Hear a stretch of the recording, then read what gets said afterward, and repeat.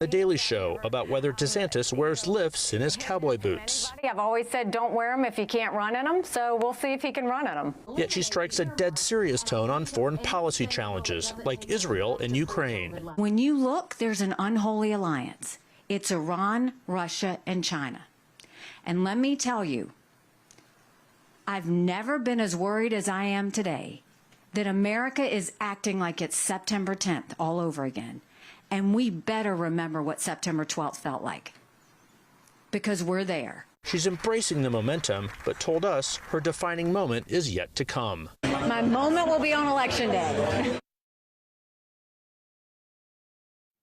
The third Republican presidential primary debate will be held next Wednesday in Miami. And we have a lot coming up in this next half hour, including investigations into prisons in both Georgia and South Carolina. WJCL 22 News at 5 starts now. Covering Southeast Georgia and the Lowcountry.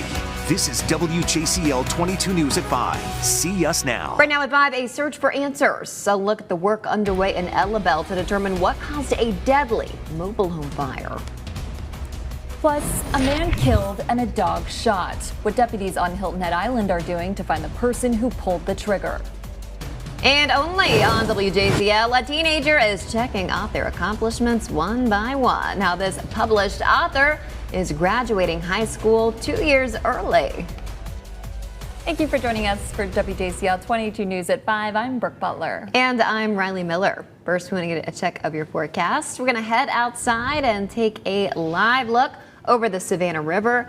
A mostly cloudy, overcast day out there. And with that, we want to check in with Chief Meteorologist Jeremy Nelson. And Jeremy, for those who don't enjoy the cooler weather, we do have a warm-up on the way. Yeah, a nice warm-up, and it lands right on the weekend. It will send temperatures tomorrow afternoon into the middle 70s. We can already see that warm-up down to our south and west here.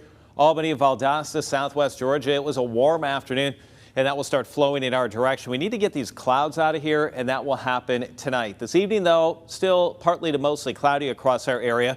We've seen a little bit of blue sky from time to time. This is in Hardeeville, but don't really expect much late-day sunshine unless you're well inland, closer to Metter or Vidalia. A couple sprinkles could pass by down towards St. Simons Island. I'm not expecting any rain here for the high school football games, so you don't need to bring the umbrella or the poncho with. I would grab a jacket or an extra layer. We'll go from around 60 at kickoff down into the 50s this evening, and then eventually land in the 40s later on tonight. If you want to get a jump start on our certified most accurate forecast for all your weekend plans, we have a great resource, and it's free. It's the WJCL 22 News app. Check it out.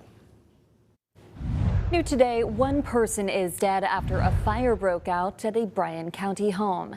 It happened overnight along Mulberry Park Court in Ellabelle, that's right off Highway 204. The Bryan County Sheriff's Office says the fire started at around 11:30 last night. It took firefighters hours to put out the flames. We're told investigators waited until daylight to begin looking into the cause of the fire. That was so they could ensure they were preserving the scene. We always prepare for the worst case scenario and work into the best case scenario.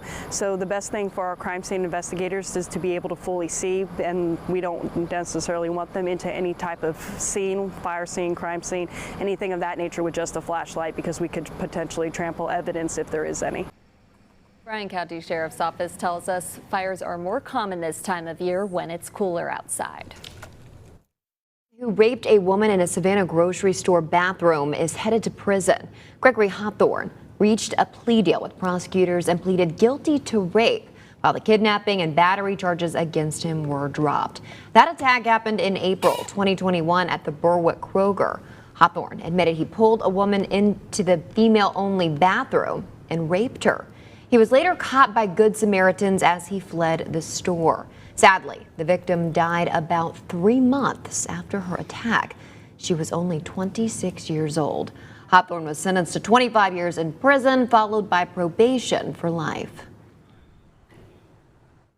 Right now, a 19-year-old is in custody, charged with murder in connection to a deadly shooting in Savannah.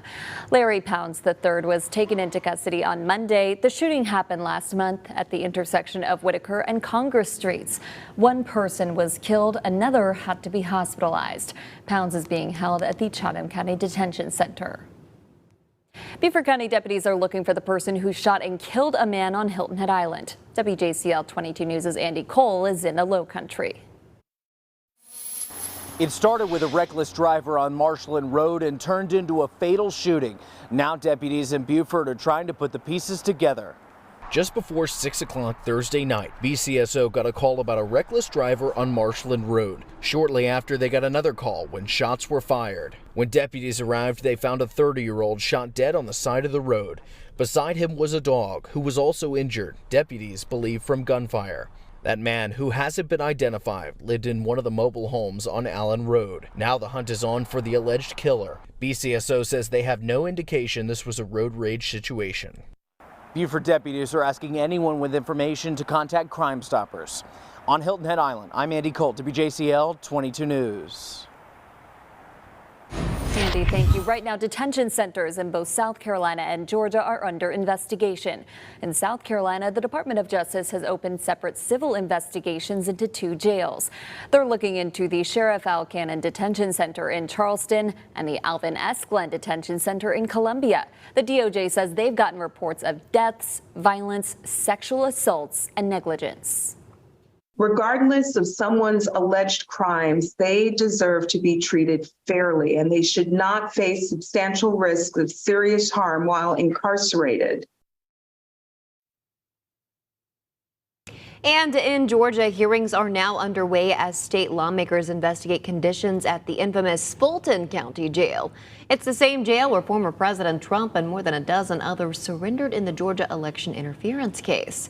Yesterday, a Senate subcommittee heard the first round